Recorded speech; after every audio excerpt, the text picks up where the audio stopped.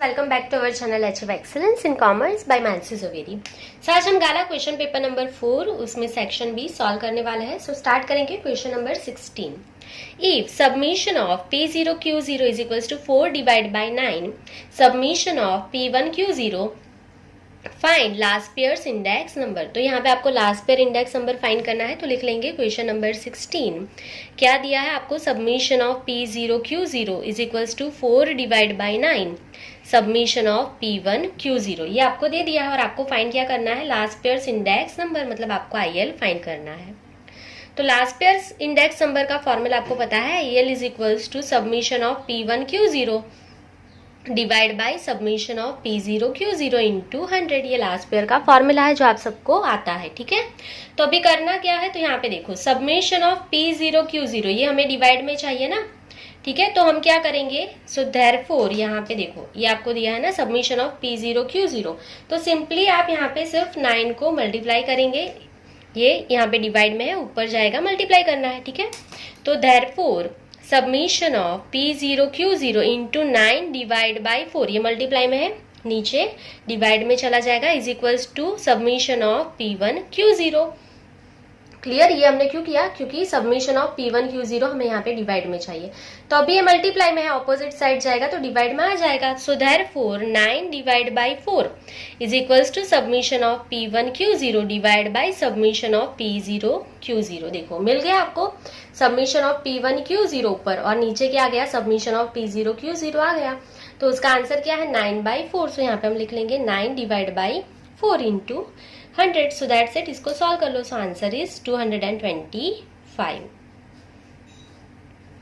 तो यहाँ पे आपका फर्स्ट जो क्वेश्चन था वो कंप्लीट हो गया है, बहुत ही सिंपल था, कोई भी आपको डाउट यहाँ पे नहीं होगा। क्लियर? चलिए नेक्स्ट क्वेश्चन अभी देख लेंगे, question number 17.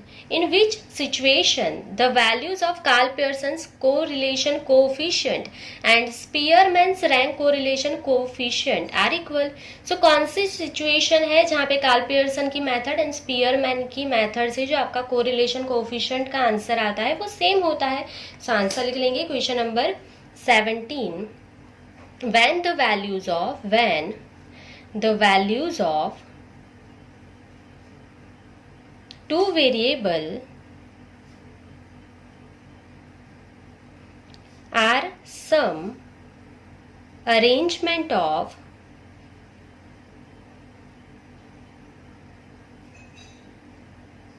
first n natural numbers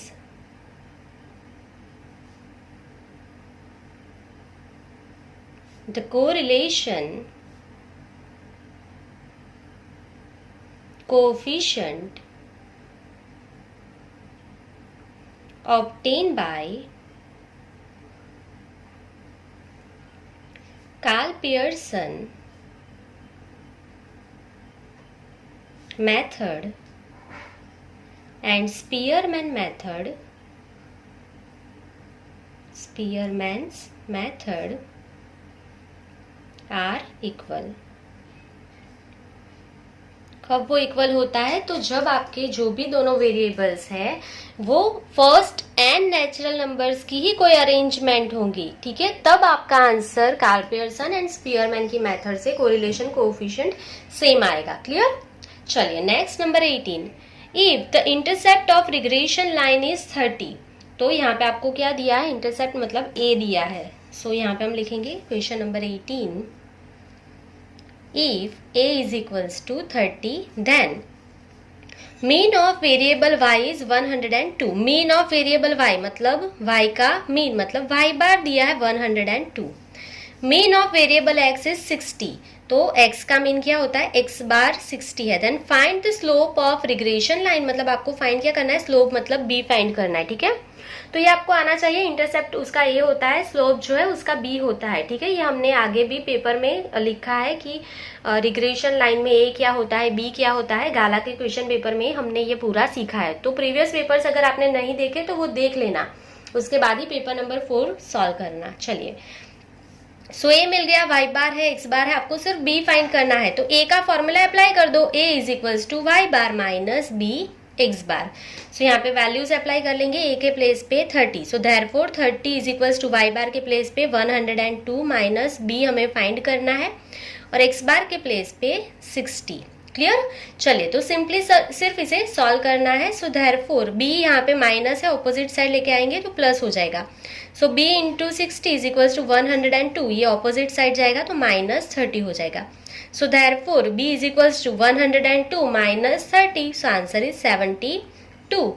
60 multiply में है, डिवाइड में चला जाएगा तो 72 divide by 60. So therefore B is equals to 1.2. B is equals to 1.2. Clear? चलिए तो आपका क्वेश्चन नंबर 18 सॉल्व हो गया है। नेक्स्ट क्वेश्चन देखेंगे, question number 19। Which components of time series produce short term variation? तो short term variation जो है वो कौन से components में होते हैं, तो आपको पता होना चाहिए कि दो ही ऐसे component है, एक तो cyclical एंड एक seasonal, ठीक है, जो short term variations जिनमें होता है। सो यहाँ पे हम लिख लेंगे question number 19, the seasonal component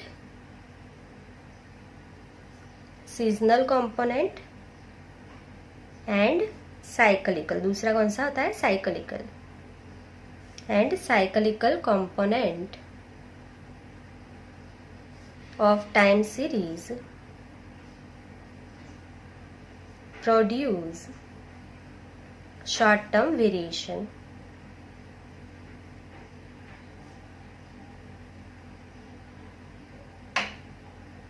clear?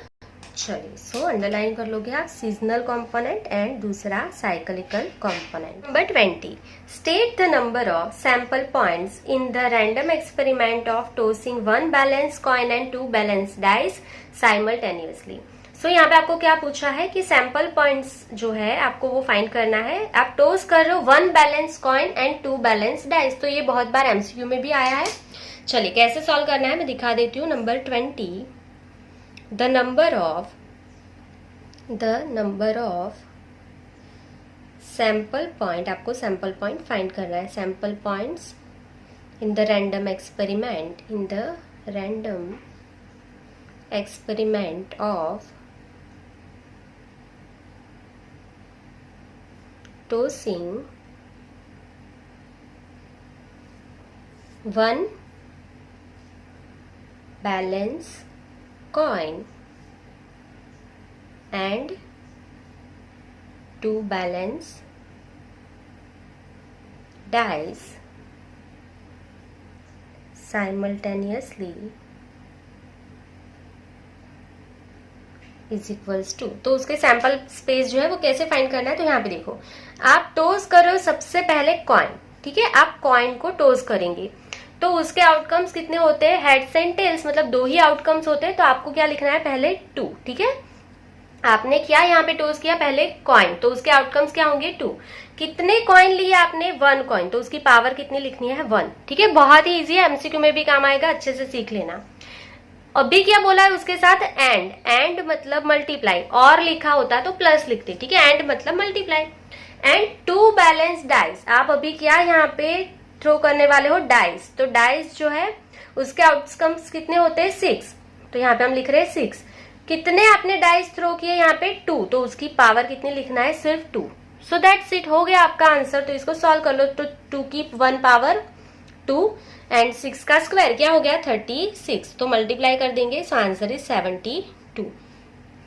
Clear? MCQ के लिए भी इसको लर्न कर लेना, बहुत ही सिंपल है। आउटकम्स को नीचे लिखना है और जितने कॉइन या जितने डाइस आपने थ्रो किए वो पावर में ऊपर लिख देना है, तो आपका आंसर मिल जाएगा आपको। चलिए next 21, what is the meaning of impossible event and certain event. तो यहाँ पे आपको डेफिनेशन लिखना है impossible event and certain event, तो लिख लेंगे नंबर 21। सबसे पहले impossible event. So impossible event किसे कहते हैं हम, तो the special subset phi, the special subset 5 और एम्प्टी सेट, ठीक है, जो एम्प्टी सेट होगा या तो जिसका आंसर 5 होगा, of the sample space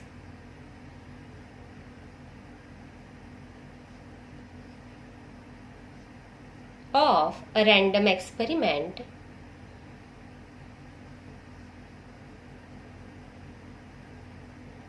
is called an impossible event. तो impossible event क्या होता है? तो आपने डेफिनेशन आगे भी सीखी होगी, 1 मार्क्स का है, इसके लिए हम थोड़े शॉर्ट में लिख रहे हैं क्योंकि यहाँ पे 2 डेफिनेशन हमें लिखना है ना, इसके लिए। तो इम्पॉसिबल इवेंट क्या होता है? तो स्पेशल सबसेट फाई और empty set of the sample space of a random experiment is called impossible event.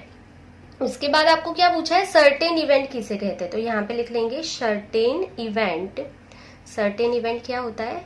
तो आपको पता है यहाँ पे the special subset you, the special subset u of the, ठीक है, u जो है वो सर्टेन इवेंट होता है, हर बार बनेगा ही बनेगा, ठीक है, उसकी प्रोबेबिलिटी 1 होती है। वो हम पूरा नहीं लिख रहे क्योंकि 1 मार्क्स के लिए 2 डेफिनेशन पूछा है तो हम उस हिसाब से थोड़ा कम लिख रहे हैं।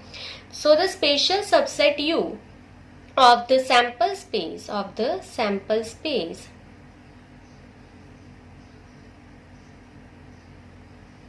of a random experiment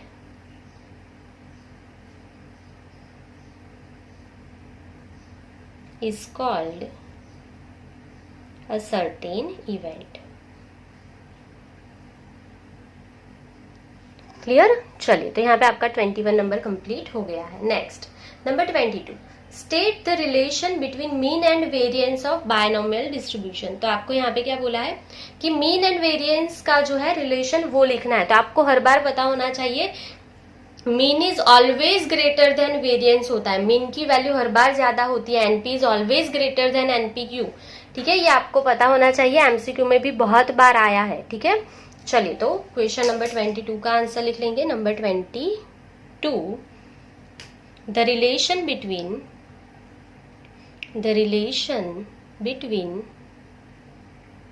mean and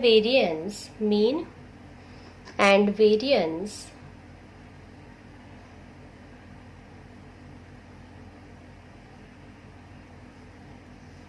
of binomial distribution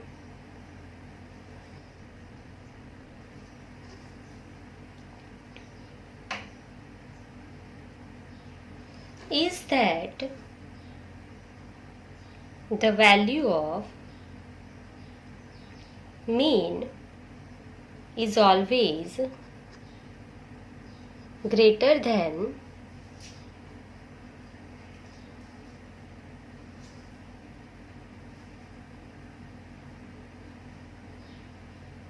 variance,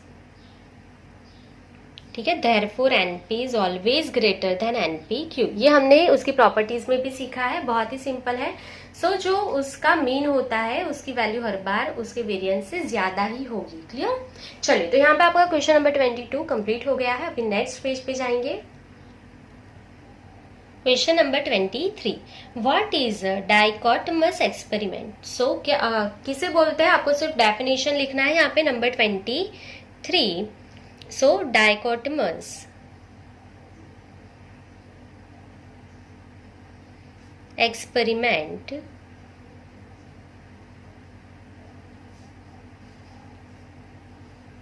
सो किसे कहेंगे, तो जिसके जो आउटकम्स होंगे, प्रोबेबिलिटी जो होंगी वो क्या होगी, सक्सेस या तो फेलियर, दो ही होंगी, ठीक है, दोनों कभी एक साथ नहीं बन सकते। तो या तो आपने जो भी एक्सपेरिमेंट किया उसमें आपको या तो सक्सेस मिलेगी या तो आप फेल हो जाओगे, उसके दो ही आउटकम्स होंगे, ठीक है। तो उसे हम क्या बोलते हैं, डाइकोटमस एक्सपेरिमेंट बोलते हैं। तो यहाँ पे हम लिख लेंगे an experiment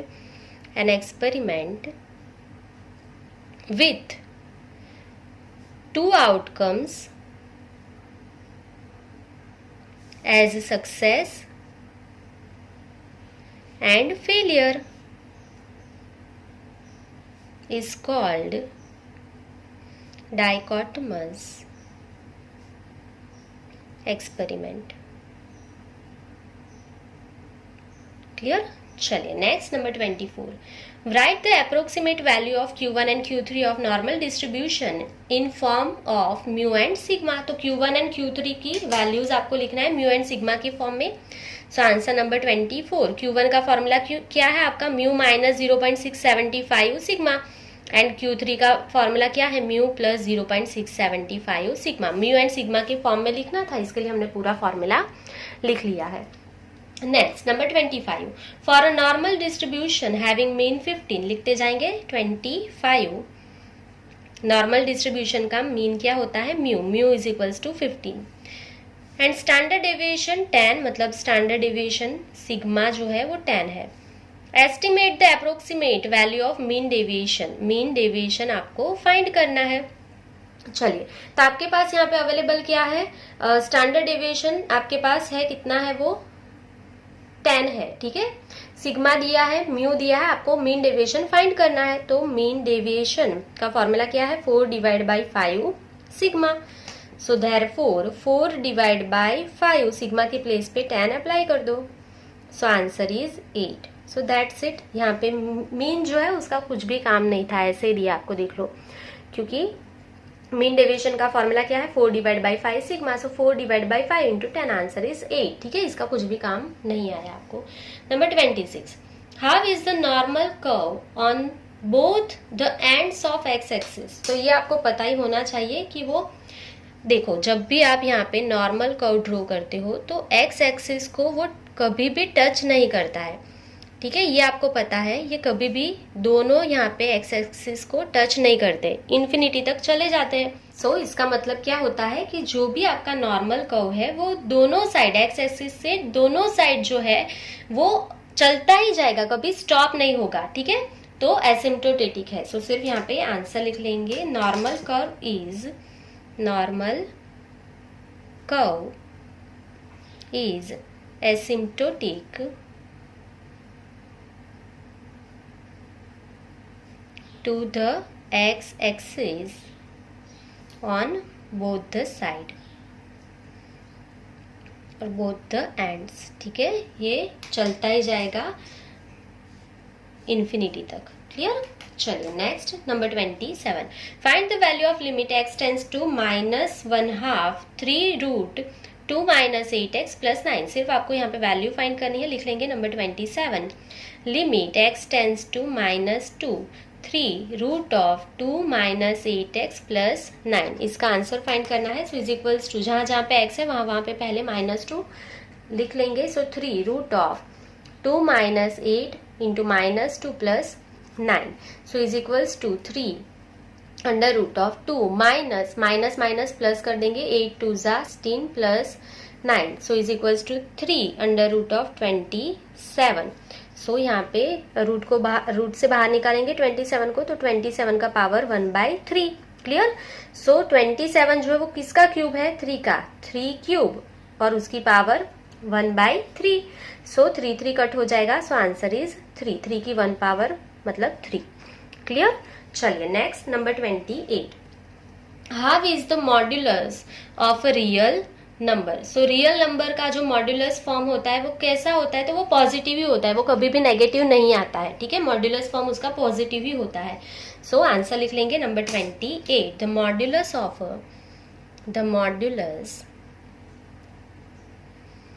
a real number is always positive, ठीक है। वो कभी भी नेगेटिव नहीं होता है, पॉजिटिव ही होता है, ऑलवेज पॉजिटिव। चलिए next number 29, find f double dash x if f of x is equals to 7x cube minus 6x square plus 5x। तो आपको f ऑफ x दे दिया है, f of x is equals to 7x cube minus 6x square plus 5x, ये आपको दे दिया है। आपको f double dash x find करना है, तो पहला डिफरेंशिएशन फाइंड करेंगे। 7x क्यूब का आंसर क्या होगा यहाँ पे, 7 into 3। So answer is 21। x की पावर 3 में से एक माइनस करो मतलब 2, 6 2 जा 12, x की पावर 2 में से एक माइनस करो मतलब 1, प्लस 5x का आंसर 5, क्लियर। ये बेसिक मैं आपको सिखा चुकी हूँ। f double dash x find करना है, तो इसका अगेन डिफरेंशिएशन करेंगे। सो 21 into 2, so answer is 42 x की पावर 2 में से 1 माइनस करो, मतलब 1 नहीं लिखोगे तो भी चलेगा। 12x, उसका आंसर क्या होगा 12 प्लस 5 का क्या हो जाएगा 0, लिखो नहीं लिखो चलेगा। So 42x minus 12 is your answer. चलिए next, what is the increment ratio of a function y is equal to F of x। तो आपको फंक्शन लिख लेना है simply. So number 30, the increment ratio, the increment ratio of a function